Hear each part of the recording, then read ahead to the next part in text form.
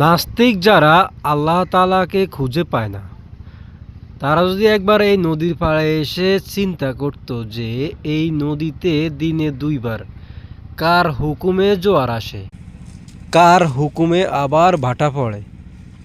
দেখুন,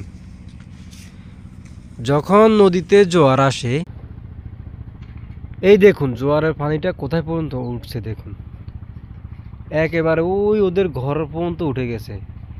আরও কদিন পরে যখন বর্ষাকাল আসবে তখন কিন্তু এদের ঘরের ভিতরে অনেক পানি হয়ে যায় জোয়ারের সময়, আবার বাটার সময় কিন্তু ঠিকই পানি নেমে যায়। তো এই নাস্তিকেরা যদি একবার চিন্তা করতো যে এই নদীর পাড়ে এসে এই নদীতে কার হুকুমে এভাবে দিনে দুইবার জোয়ার আসে আবার বাটা পড়ে, তাহলে অবশ্যই আল্লাহ তাআলাকে খুঁজে পেত। তা আমি আহ্বান করব তাদেরকে এভাবে আল্লাহর সৃষ্টিকুল নিয়ে যাতে চিন্তা করে, তাহলে অবশ্যই ইনশাআল্লাহ আল্লাহকে তারা খুঁজে পাবে। বন্ধুরা, সবাই ভালো থাকবেন ইনশাআল্লাহ। জাযাকাল্লাহ খাইরান।